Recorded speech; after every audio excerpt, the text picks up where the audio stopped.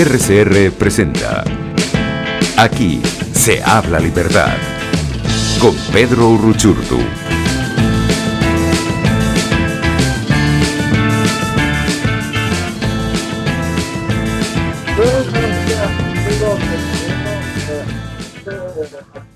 Se habla libertad todos los jueves, acompañándoles por la señal de radio Caracas Radio. Y el programa de hoy lo hemos titulado Las mentiras totalitarias y sus simulacros. Y hay muchísimo de lo cual reflexionar a propósito de lo que hemos estado viendo recientemente en la opinión pública. Pero sin antes de conversar sobre eso, por supuesto vamos a dar los créditos, como siempre, a la Dirección General de la Estación Jaime Nestares, en la gerencia de producción Boris Arcaya, en la producción Catherine Manzano, Justo Navarro, Ana Nogales, en los controles Gregorio González, y quien les habla, Pedro Uruchurtu, como siempre la conducción de Aquí se habla libertad. Importante además también recordarles nuestros datos de contacto. Recuerden que pueden sintonizarnos a través de internet en www.rcr750.com.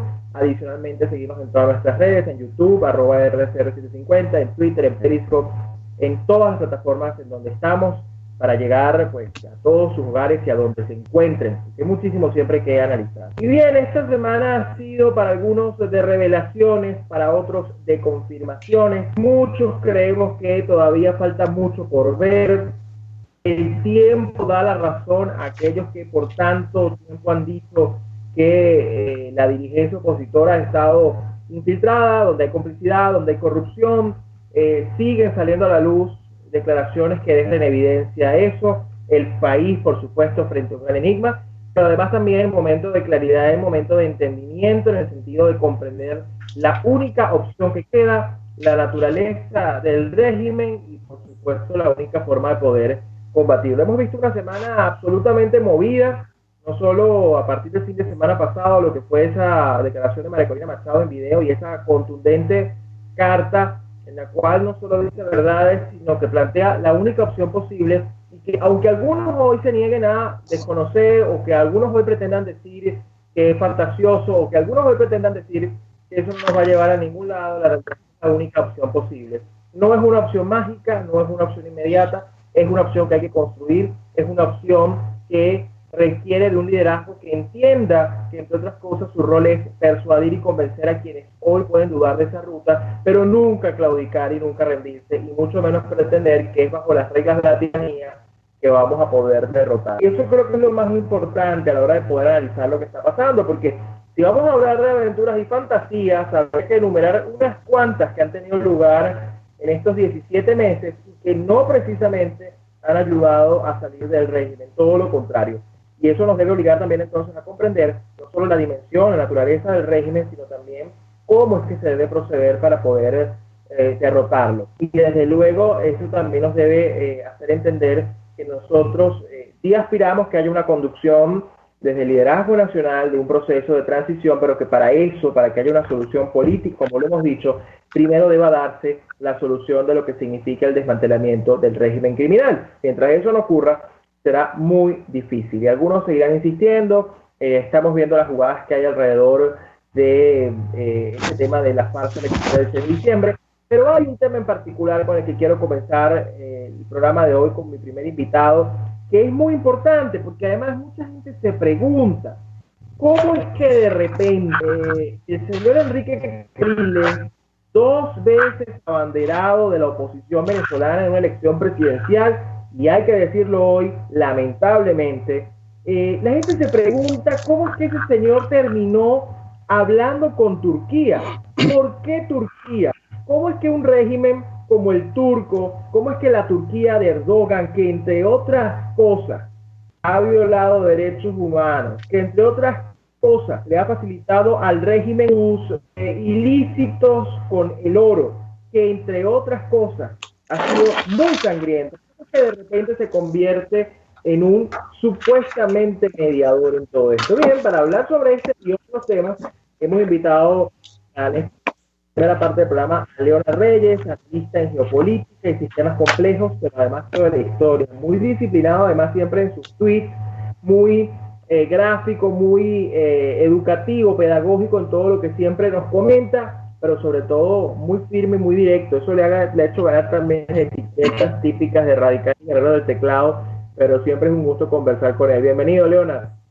Hola Pedro, muy buenos días. Muchas gracias por la invitación. Siempre un placer y un gusto estar aquí por RCR, tratando de vencer siempre la censura por todos los medios que nos quedan, ¿no? Así es. Gracias por la invitación. Gracias a ti por aceptar. Leonard, lo primero que quiero, la pregunta inicial de esta conversación que quiero tener contigo es, ¿por qué Turquía? ¿Qué significa Turquía para los efectos de la lucha que están dando los venezolanos hoy? Y eso que el liderazgo, supuesto liderazgo, ha encontrado un aliado en ellos. Bueno, lo primero que hay que analizar aquí es que Turquía es un país transicional entre Europa y el Medio Oriente. Y Turquía es un país muy característico en lo que es el balance del poder y que quiebra un poco las hegemonías intermedias entre Occidente y Oriente, porque han tratado de construir su propio imperialismo otomano. Y ellos están buscando un expansionismo, no solo basado en lo militar, porque están desarrollando una gran cantidad de tecnología militar, sino también presencia militar, desarrollo energético, control territorial simultáneo. Vemos que tienen un frente abierto literalmente en Chipre y en Grecia, por motivos energéticos también, y también de lo diplomático. Vemos que también han buscado tener más participación dentro de ese multilateralismo. Erdogan entiende cómo funciona el tablero internacional. ¿Y qué más para los tiranos que nunca dejen de desaprovechar una buena oportunidad? Entonces, ve la oportunidad, ve un enlace con la oportunidad, y me atrevo a decir que los enlaces no fueron directamente desde Erdogan, fueron a través de la Cancillería buscando a los factores opositores que estuvieran interesados en promover una fiesta electoral con las condiciones que hayan, de los votos como seístas, y bueno, encontraron ahí justamente como pieza a Enrique Capriles Radonsky. Lo primero que hay que entender es que nada bueno puede salir de Turquía cuando Turquía es un financista y es un inversor para con el régimen de Maduro a largo plazo. Tienen inversiones mineras, tienen intereses muy diversos en Venezuela y está muy lejos de promover una transición en lo cual sus mismos intereses se vean afectados. Turquía ha sido muy inteligente en utilizar al régimen venezolano como facilitador de oro, porque el régimen iraní demostró que muchas sanciones son rodeables con la tenencia de oro. Y para eso necesitas un proveedor altamente confiable en lo que respecta a materia prima para mantener tus reservas, y ese encuentra al régimen de Maduro. Ahora, Capriles hace una serie de menciones ahí en su locución. Lo primero que me da la impresión es que yo veo un Capriles muy seguro. Y que tú estés seguro de algo no quiere decir que estés correcto o que tengas una posición de sindéresis y de entendimiento a lo macro. Es que él está convencido con las negociaciones que a través de su persona y a través de la Cancillería de Turquía lo pueden llevar a algún sitio. Y a manera de macro ya podemos asumir de que también Capriles puede presentar su renuncia a Primero Justicia. No creo que Primero Justicia lo vaya a, por de alguna forma, a expulsar. Yo creo que hay mucha gente dentro de Primero Justicia que cree en el mensaje de Capriles y creo que le dejarían la oportunidad de que él renuncie. Capriles también tiene un proyecto político, ¿no? Yo creo que aquí hay que analizar de que Capriles quiere construir ese proyecto político en torno a él, sin él estar directamente involucrado, a lo mejor es ser candidato. ¿Okay? Vemos muchos partidos que han practicado eso en forma eficiente. Cuando digo eficiente es que se mantiene una figura digamos, de poder dentro del partido, por lo menos un Henry Ramos Ayub, por lo menos un Rosales, y Capriles dirá, bueno, ¿por qué yo no? Y construir su partido alrededor de eso. Tenemos que recordar que Capriles ya había hecho un partido, o había escrito un partido hace un tiempo, que se llamaba, creo que, La Fuerza para el Cambio, que yo no entiendo cómo ese partido puede haber sido registrado. A mi mejor entendimiento, sé que los partidos para registrarse necesitan el 1% de las firmas de padrón electoral, y yo nunca vi eso. Al menos eso nunca fue mediático, y nadie sabe cómo de la noche a la mañana logró registrar. Ahora, Leonard, fíjate, ahí hay varios temas, ¿no? Porque tú bien decías, probablemente el señor renuncie o seguramente utilizará porque además son expertos en usar, tú sabes, eufemismos. Decir que, bueno, que lo que hay es una distanciamiento de la disciplina partidista, como para, bueno, una autoexclusión selectiva temporal, algo así.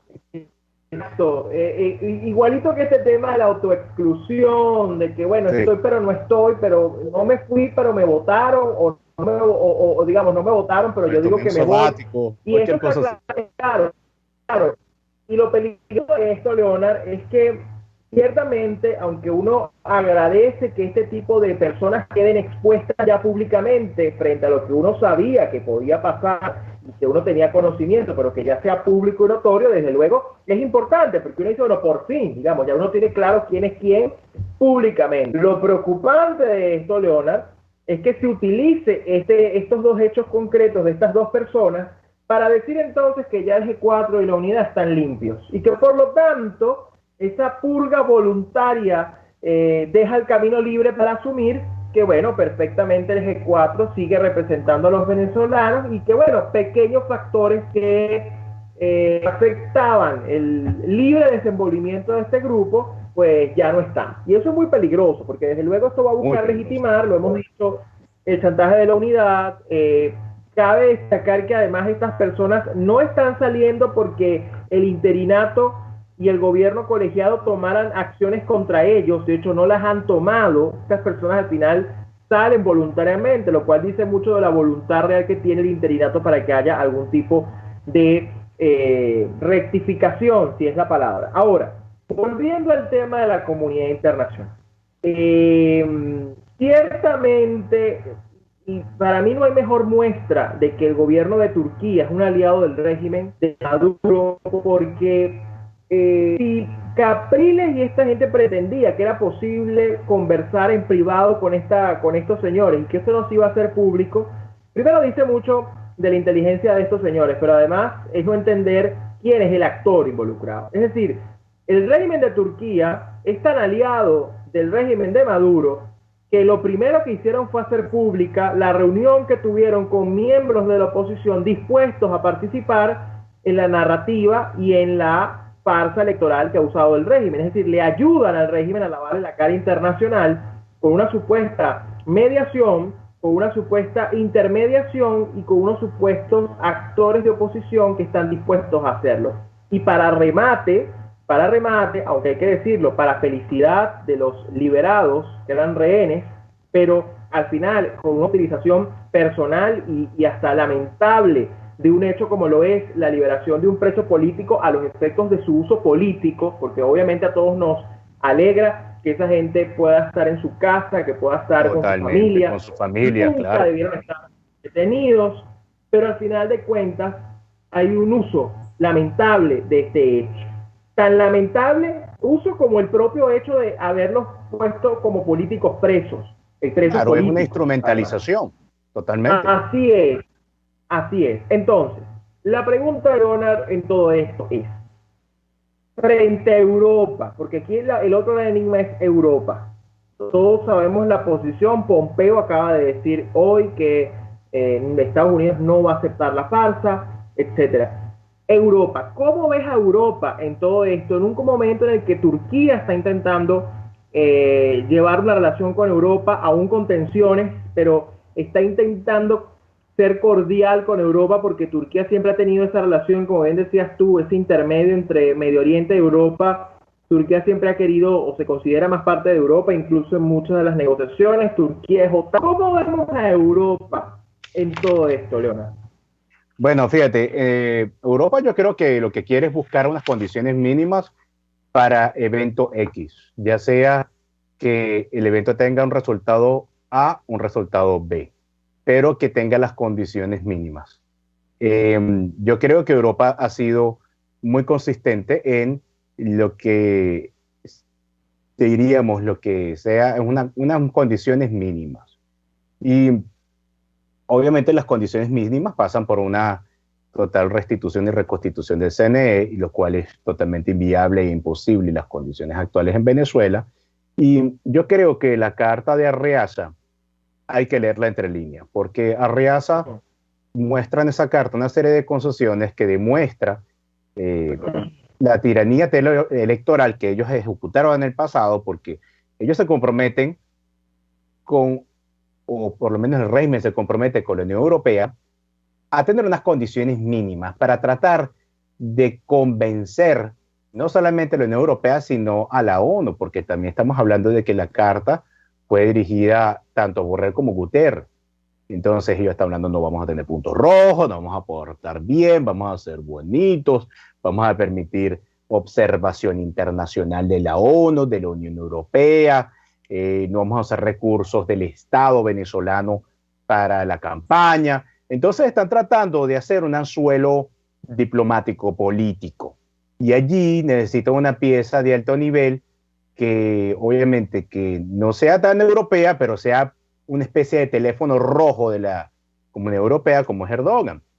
Erdogan sí tiene muy buenas relaciones con muchos países de Europa, tiene relaciones muy buenas con Alemania y con Merkel, y yo creo que eso es algo que tiene que tomarse en cuenta. Entonces, cuando tú ves a lo macro, yo creo que ellos están tratando de construir la plausibilidad, y cuando tú ves esa plausibilidad, no solamente está, tú no puedes ver ese comunicado aislado, tú tienes que ver la secuencia. Tú tienes que ver la secuencia de que primero, por las razones que sean, que estuvo secuestrado, fue liberado, luego una serie de presos políticos también fueron liberados, indultados. Vemos también una secuencia de que ellos están tratando de como hacer esa especie de plausibilidad de ese escenario electoral. Y también vemos un hecho que causó cierta reverberancia, pero yo creo que no la necesaria. Cuando vemos esa conferencia episcopal venezolana que dice que la abstención no es suficiente. Ok, pero eso es básicamente ¿qué mensaje? Un mensaje tan ambiguo como poderoso. Ahí sencillamente sí. Capriles toma ese testigo.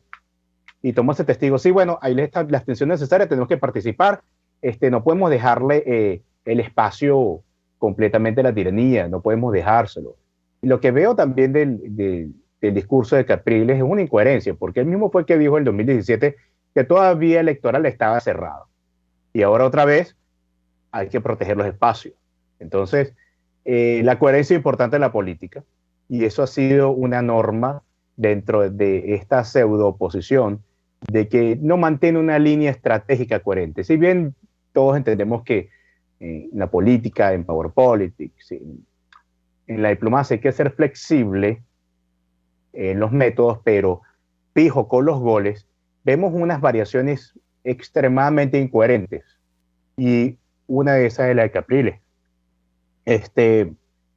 Yo creo que están buscando la plausibilidad, Pedro, para dar las condiciones mínimas para que decir por lo menos, bueno, con esa plausibilidad logramos esto, independientemente de los Estados Unidos. Claro, además que allí entra el argumento de que, bueno, de que son muchos países, son 28 voluntades que tienen que sumarse, etcétera. Es un poco la visión, pero digamos, en está claro que esto no es un asunto de condiciones mínimas, ni siquiera de condiciones técnicas. O sea, aquí Correcto. Hay una única y principal condición de orden político que tiene que ver con el desmantelamiento del sistema criminal para poder pensar en otro tipo de condiciones. Eso está clarísimo. Porque se está tratando a una organización criminal como un partido político. Ese es el gran problema de concepción. Ahora, preocuparía mucho, Leona, en el análisis que uno hace, ¿no? Con lo que tú planteas, preocuparía mucho asumir que, por un lado, 2018 no había elecciones, pero ahora como que sí. Entonces, digamos, pareciera que algo mejoró cuando sabemos que todo está peor en términos de condiciones y en términos de la naturaleza del régimen. Además, se pretende asumir, si ese fuera el escenario, que hay un reconocimiento de facto al que habían desconocido desde mayo del 2018. Es decir, al final aquí el régimen saldría airoso, reconocido, fortalecido frente a una posición tan incoherente como incomprensible por parte de Europa. Yendo hacia Estados Unidos, que es el otro ámbito que quiero destacar contigo, porque ya estamos entendiendo la posición de Europa, estamos entendiendo la posición de Estados Unidos. Creo que Pompeo ha sido bastante enfático, lo hizo ayer, lo hizo hoy. Las elecciones en Estados Unidos, ¿por qué son determinantes estas elecciones, en particular para Venezuela, Leona? Quiero que quienes nos escuchan lo escuchen de ti. Voy a hablar como ciudadano del mundo, no solamente para Venezuela, sino para el continente.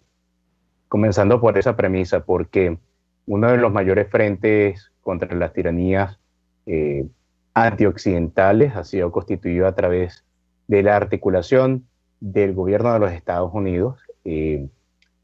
Han asumido esa cruzada a combatir a todos esos enemigos occidentales, incluyendo China, incluyendo Turquía, incluyendo Rusia, incluyendo Irán, incluyendo Cuba, toda la vez. Ninguna administración había tenido esa capacidad y ese músculo para hacerlo en forma simultánea. Y eso es algo que pocas veces no se ve, los elementos articulativos. Si tú quieres favorecer la transición de un país, tienes que tener incidencia sobre los operadores de ese teatro proxy que es Venezuela. Venezuela es un teatro proxy de todos esos países porque entienden de que su presencia en la región, en el hemisferio, es extremadamente irritativa para los intereses del mundo occidental y Washington, y no van a aflojar. Y en esta elección está en juego no solamente eso, está en juego un gran avance del socialismo de extrema izquierda en los Estados Unidos, de la anarquía. Estamos hablando de que una de las cabezas políticas del mundo libre se perdería literalmente, porque independientemente si a la gente le gusta Trump o no le gusta, eso es algo que tiene que ser puesto en un orden secundario o terciario. Tiene que analizar la gente qué es lo que representa esa administración para las actuales condiciones del hemisferio y el frente abierto que se tiene contra la organización criminal, que es el chavismo. Vemos una ofensiva de frente de grupos anárquicos de que están en vías de ser clasificados como una organización terrorista doméstica, que va a ser una designación un poco difícil porque designar una organización como terrorista requieren tener una estructura organizativa, una cabeza, una pirámide, y si algo es Antifa es una organización completamente lineal, o un movimiento lineal, o una ideología. Sí. Entonces todavía ellos, yo creo que están tipificándolo más hacia lo que es como una organización o un grupo criminal antisistema, y yo creo que en las próximas semanas vamos a tener finalmente una posición del fiscal Barr con respecto a esto. Y vemos a su vez que hay una integración que no es casual entre esos grupos, un movimiento que comenzó inicialmente con un ideal bueno, que es el de Black Lives Matter, en términos de buscar una reivindicación de condiciones igualitarias para las personas negras en los Estados Unidos, pero esos movimientos, cuando analizamos inclusive desde la teoría crítica, capitalizan las minorías oprimidas y fueron instrumentalizados, fueron secuestrados, fueron a empezar a ser financiados por grupos hasta inclusive como el chavismo, como tenemos que hacer mucho énfasis que Black Lives Matter fue un movimiento financiado por el chavismo, y eso no quiere decir que se esté en contra de lucha contra el racismo, no, se está en contra de los métodos y la organización que ha asumido ese testigo. Y vemos esa articulación entre esta organización, Antifa, socialdemócratas de extrema izquierda, y yo creo que lo que mejor le pueden hacer el favor esos socialdemócratas que quieren un buen futuro para los Estados Unidos es deslindarse de esa gente que tiene ese radicalismo y tratar de gravitar el partido otra vez hacia el centro, más hacia el partido de Kennedy, independientemente de las personas que nosotros no consideremos esa ideología. Hay una ofensiva muy coordinada y estratégica en todos los frentes y hasta con los grupos mediáticos en en los Estados Unidos y el mundo. Ahora, Leonard, pareciera que bajo este escenario, todo lo que estamos hablando, suponiendo además que, como bien tú lo dices, la reelección de Trump, para los quienes luchan por la libertad, pareciera ser fundamental, pero suponiendo que se mantenga esa administración, podríamos estar en presencia entonces de dos bloques en el enfrentamiento dentro de la misma oposición. Y digo oposición mezclando a la falsa, a la real, pero bueno, a esa mezcla. Es decir, podríamos estar viendo a una Europa alineada con Capriles y a una Estados Unidos y el hemisferio, digamos, sin contar Europa, esta parte del hemisferio alineada con la necesidad de liberar a Venezuela, independientemente, digamos, más allá de lo que ocurra con el interinato, pero comprometidos, digamos, con la ruta de la libertad. ¿Tú crees eso posible? Mira, es difícil pronosticar qué pueda pasar porque eso depende de muchos factores internos y externos. Y la habilidad de esos factores internos en que tengan para mercadear ese cambalache, esa oferta, esa tómbola electoral. Porque ahora ellos tienen que hacer la oferta y ver si Europa compra. Hay que partir de esa premisa, ¿no? Y dependiendo de los resultados, yo no creo que la Unión Europea en forma monolítica logre apoyar un escenario como tal en Venezuela, porque las condiciones no son las idóneas y muchos países, aparte del lobby particular que ha desarrollado España, que ha desarrollado otros países como por lo menos Alemania, el Reino Unido, el Reino de Noruega, tienen posiciones un poco más claras y de entendimiento de qué es lo que pasa. Y entonces entienden que la democracia no solamente es ejercicio del derecho al voto, sino el respeto a los resultados. Y el sistema que lo respalde, que lo respalde y que respalde la decisión ciudadana. Yo creo que Europa se está viendo un poco, hay que usar mucho el ejemplo emergente de lo que está pasando en Bielorrusia, porque vamos a ver cuántos escenarios electorales no hubieron allí también, tanto como en Cuba. Y Europa no puede tener una dualidad a este punto, de tener esa posición con Venezuela y el frente con Bielorrusia. Bueno, está bien, vamos a aceptar lo que venga allá. Yo creo que la presión de Estados Unidos va a ser muy fuerte a través de esos lobbies diplomáticos y a través de sus contrapartes en Europa para mantener un no reconocimiento a esos escenarios electorales y ergo al régimen de Maduro. Esto no quiere decir que algunos actores en la Unión Europea avalen este proceso, que lo cual es perfectamente viable. Yo veo que es completamente viable. Yo creo que hasta España pudiese salir en una forma independiente a sacar un comunicado de que lo avala y hacerse como un mediador de poder con todo este escenario, porque ya sabemos los intereses que ha tenido el chavismo en España. Entonces, esas condiciones que están en España no son las mismas que están en los otros países de Europa. Pero yo creo que a este punto lo más importante, tenemos que centrarnos es en el escenario electoral del 3 de noviembre, los resultados que pueda darnos, y aunado a eso también la estrategia que va a hacer la oposición de cara hacia el año que viene, cuando se termine el periodo de la Asamblea Nacional del 2020. Esas son dos fechas decisorias allí, porque lo que pueda salir de la libertad de Venezuela o las estrategias a los próximos meses depende de esos dos eventos. Yo pienso que hay condiciones suficientemente plausibles para pensar de que el presidente Donald Trump en calidad de candidato sea reelecto. De todas formas hay que esperar a ver qué ocurre, porque si algo a veces es difícil de predecir, yo no creo que se deba llamar pronosticar, predecir, sino hacer un análisis de escenarios electorales, sobre todo en una época tan cambiante de tantos fenómenos emergentes y de redes sociales.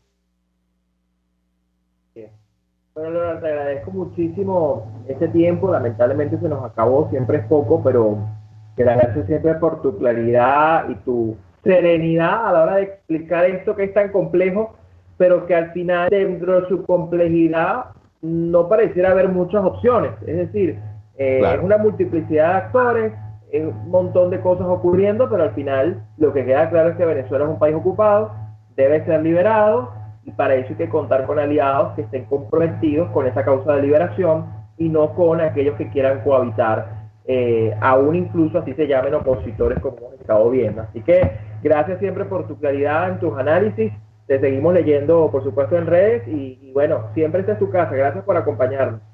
Gracias a ti, Pedro, un gran abrazo, que esté muy bien. Saludos a toda la gente de RCR, que esté muy bien. Igualmente, muchas gracias. Bien amigos, conversamos con Leonard Reyes, analista en geopolítica y sistemas complejos. Vamos a una pausa y ya regresamos con más de Aquí se habla libertad. Usted escucha Aquí se habla libertad con Pedro Urruchurtu. Síganos en Twitter en @RCR750, la radio que se ve.